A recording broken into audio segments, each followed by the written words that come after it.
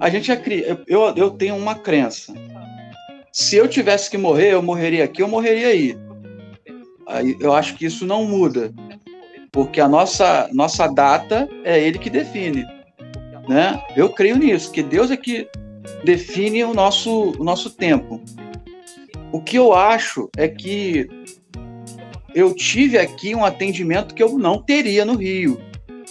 A gente teve um atendimento mais humanizado, vamos assim dizer. Mesmo num hospital particular, que a gente já acha que naturalmente seja um atendimento melhor, porque nos hospitais públicos, os médicos, os enfermeiros, eles não que eles sejam piores, mas é que eles têm menos condições de atendimento, né? É superlotado, então isso vai influenciando na qualidade do atendimento. Mas eu creio que a coisa é mais longa do que isso. Eu creio que, por exemplo, Deus não permitiu eu assumir outro ministério no Rio, porque eu participei de outras sucessões pastorais no Rio. Participei de três sucessões. E Deus não me mandou para essas igrejas, entendeu? Ele me manda para cá, né? A coisa efetiva para cá. A mudança, toda mudança é complicada. Não vou falar para você que foi fácil mudar. Não é muito ruim ficar longe de todo mundo, da família. É muito ruim você não ter com que, e principalmente ficar longe num tempo em que a gente teve que ficar sozinho em casa. Então isso foi mais complicado ainda, né? Tendo que vivenciar essa questão de pandemia e muito tempo dela sozinho, né? Isso afetou muito o nosso emocional, a maneira como a gente tinha que lidar. Então a gente concentrou nas coisas da igreja, a gente focou nessas realidades para que a gente pudesse ter um escape e a gente se sentir melhor, desenvolver melhor as coisas. E quando acontece da gente ficar doente, pela graça de Deus, Juliana e Bia não precisaram hospitalizar. E eu fui para o hospital. E o hospital que eu fui, ele fez 1 ano de inaugurado agora, há pouco tempo. E é hoje considerado um dos melhores, ou se não, o melhor hospital do Espírito Santo. Entendeu? Ele está nesse mesmo nível dos grandes hospitais, dos melhores hospitais de Vitória e Vila Velha, né? Que é a capital, é Vitória, né? E aqui o hospital não perde nada. Não perde nada para atendimento, muito pelo contrário, é muito melhor do que o atendimento dos hospitais do Rio, particular que eu estou falando. Então, assim, essa mudança, passado tudo que a gente passou, a gente entende perfeitamente de que Deus desenhou isso, entendeu? Que Deus planejou essa transição, que Deus colocou o Eliel e Rejane na Igreja da Barra para poder dar um suporte, porque alguém, né? Eu lembro até que você falou assim, toda vez que eu vou para uma igreja, eu vou para ajudar a cobrir alguém que sai. Quando tu falou isso uma vez para mim, eu falei, rapaz, esse cara tá sabendo de alguma coisa. E eu não falei nada. E aí eu falei assim, pô, não falei nada para ele, por que ele tá falando isso para mim, né? E aí, assim, para você entender o quanto que Deus vai fazendo as coisas e ele já sabia que isso ia acontecer, que eu necessitaria desse atendimento, e por isso a gente vivenciou esse tempo todo e foi abençoado por isso, entendeu?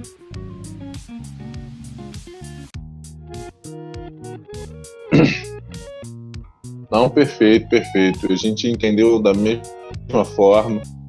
E o engraçado, quando eu conversei isso com o pastor, eu estava falando exatamente, e assim, foi algo tão particular, porque eu estava falando da descrição da minha vida, de algo que eu entendi ao longo da minha vida, de Deus me levar, eu me entendo como missionário mesmo, de Deus me levar para a igreja, sem a gente saber o porquê, sem Deus não falar nada, e de repente, pum, uma mudança na liderança, sai alguém assim importante e tal, ou um músico, um ministro de louvor, aí a Regiane assumia, ou alguém, braço direito do pastor, e eu assumia, e eu vendo aquilo, eu acabei uma hora despertando. Eu falei, poxa, não é a primeira, não é a segunda, não é a terceira, pô, são 5 mudanças que Deus manda, eu ia, chego lá, é a mesma história, a igreja parece direitinho, depois que a gente chega, alguém pede para sair. Aí a gente segura ali.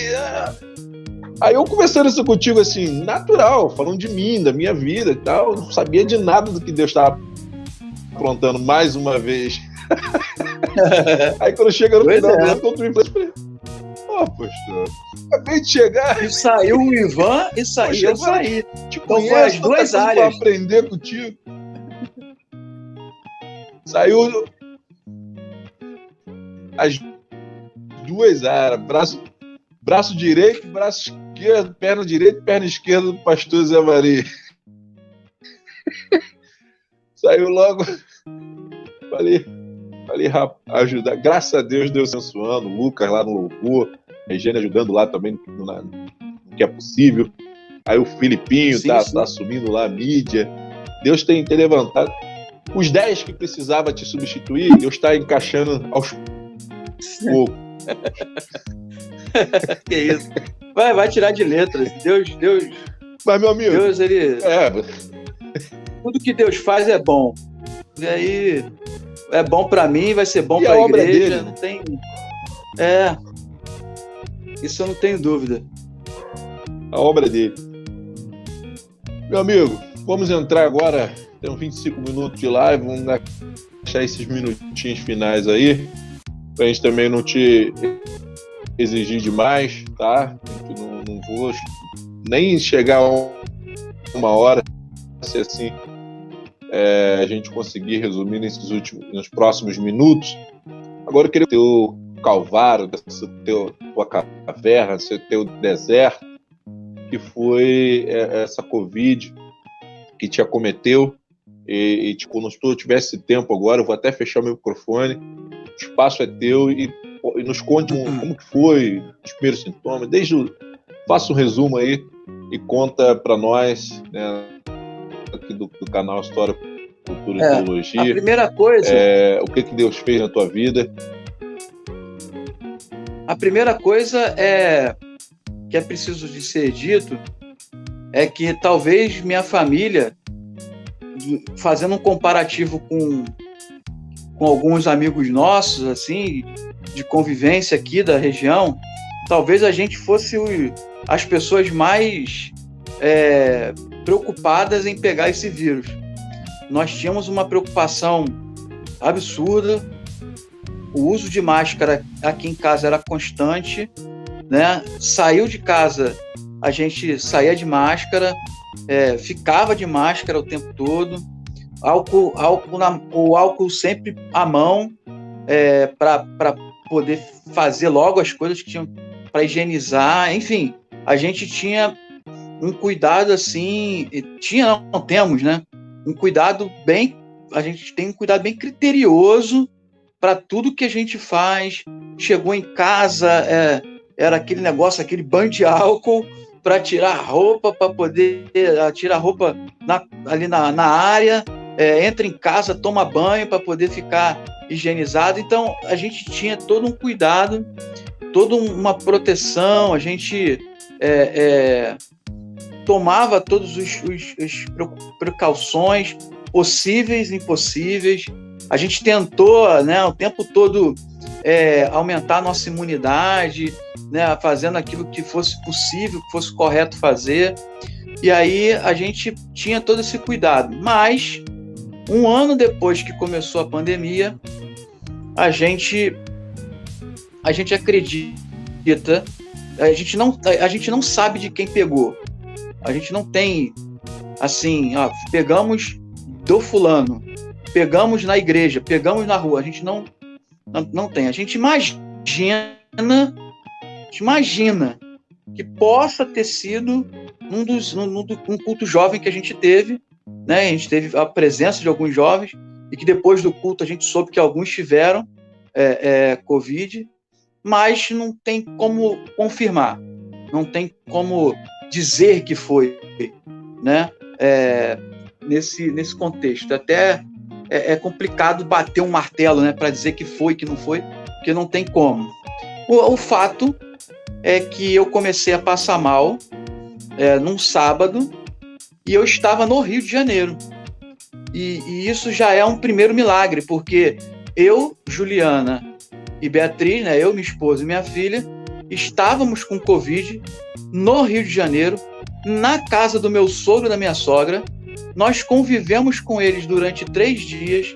Eu fui pregar na igreja do pastor Ivan no domingo. Eu já estava com Covid e nenhuma pessoa que tivemos contato, a gente monitorou o máximo possível, e nenhuma pessoa que tivemos contato pegou Covid por nós. Nenhuma pessoa. Então esse já é o primeiro milagre dessa história toda, entendeu? Primeiro milagre dessa história. E aí eu comecei a passar mal no sábado. Passando mal, fui pregar na igreja do pastor Ivan, que é na primeira igreja batista de Cabo Sul, em Nova Iguaçu, no Rio de Janeiro. Preguei, e ali chegou a ser a última vez que eu havia pregado, né? Chegou a ter essa conotação assim, e aí saímos de Nova Iguaçu, passamos em São João, e a Juliana veio dirigindo sozinha, porque eu estava passando mal, para Cachoeiro de Itapemirim. Foram 6 horas de viagem, 6 horas e pouquinho de viagem, e chegamos aqui, e na segunda-feira eu comecei a ter uma febre de 38 graus.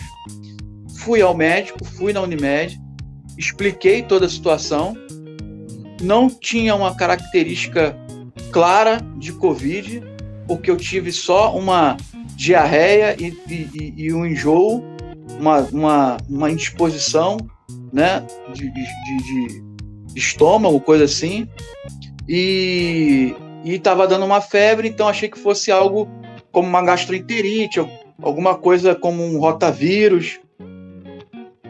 E o médico tratou como se fosse uma gastroenterite. Eu tenho a folha da Unimed, o médico fez uma escuta do meu pulmão estava limpo, mas não entrei com medicação específica para algum tipo de tratamento, alguma intervenção de tratamento para a questão de Covid. Quando chega na quinta-feira, a Juliana se sente mal, vai ao médico, e aí o médico constata que é viral, ele orienta a fazer o exame, a gente faz o exame para Covid, e aí na quinta-feira à noite a gente descobre que está com Covid, né? Eu e Juliana e a Bia com quase toda certeza. Ela não fez o exame naquele dia, foi fazer depois, mas quase toda certeza que Bia também estava. E aí, irmão, no sábado, eu não já estava me sentindo bem, e passei mal durante a madrugada, assim, não me senti bem. Chegou de manhã, eu fui tomar um banho, achando que um banho fosse me ajudar. Quando eu saio do banho, eu saio completamente desconfigurado. A Juliana bota o oxímetro para marcar, para ver como é que estava, e o oxímetro marca que eu estava com 86, 84 de saturação, o oxímetro já apitando, eu não consigo nem me vestir. A Juliana que me veste para eu ir para a Unimed, para a emergência da Unimed, e que aqui na região, o hospital, né, os hospitais mais fortes aqui, mais robustos é o da Unimed, né? E aí a gente foi direto para lá, e aí dentro do hospital particular, né? Existem outros bons hospitais aqui, como o Hospital Evangélico. Ele tem até uma parceria com a igreja, mas ele não é particular, ele é filantropia, né? Tem todo um esquema, e ele não atende emergência, ele atende só questões eletivas. Então a gente foi na emergência do hospital da Unimed. E de lá a médica já falou assim: vamos internar você na UTI, porque você é muito novo para morrer. A coisa já foi nesse nível. E aí eu chego no hospital, aí eles me encaminham pro hospital mais novo, né, que eles já haviam inaugurado, já para internação no CTI, e eu fico de sábado para domingo para segunda, eu fico ainda só com máscara, né, com oxigênio no nariz ou com máscara, e aí na terça-feira os médicos já entendem que tinham que me entubar, por conta da minha condição, estava piorando. E a última imagem que eu tenho é do pastor Zildo, que é o pastor aqui da minha igreja, ele escrevendo algumas placas para eu ler, porque ele não podia entrar onde eu estava, só de uma janela assim que podia ver. Aí eu li que eram mensagens da Juliana, né, e da Bia. E aí são as últimas imagens que eu tenho. E aí eu entro em processo de sedação, no qual eu fico 42 ou 43 dias de sedação completa, né? Eu só fui acordar no domingo de Páscoa, em abril, né? Em abril. Então foram tempos difíceis, sendo um dia bem difícil, que foi o dia 27 de março. Eu estava na UTI Covid, porque o processo é UTI Covid, se você fizer o processo todo, né? UTI Covid, se passa dos 15 dias, né? Se passa dos 15 dias e você ainda precisa de UTI, você vai para UTI geral. Aí da UTI geral, você melhorando, você vai para alta, você vai para o quarto. Do quarto você vai embora. Então eu fiz todo esse processo. Então eu estava na UTI Covid ainda, sedado, né? Entubado, e os meus dados, né? Todas as minhas informações, todas as minhas questões hemodinâmicas estavam completamente irregulares. E estavam irregulares para a morte. O médico falou que eu perdi a cor da vida, né? Nesse dia. Minha pressão foi a 8/5, batimento cardíaco foi a 50 e pouco, 55, entre 55 e 60. E toda a questão hemodinâmica completamente desregulada. E o médico já tendo uma afinidade com a Juliana, né, por conta do tempo e das idas dela ao hospital para visitar, os médicos criaram essa afetividade e eles sempre ligam depois que tem o óbito, e eles fizeram diferente. Eles ligaram antes do óbito, de ter o óbito, né?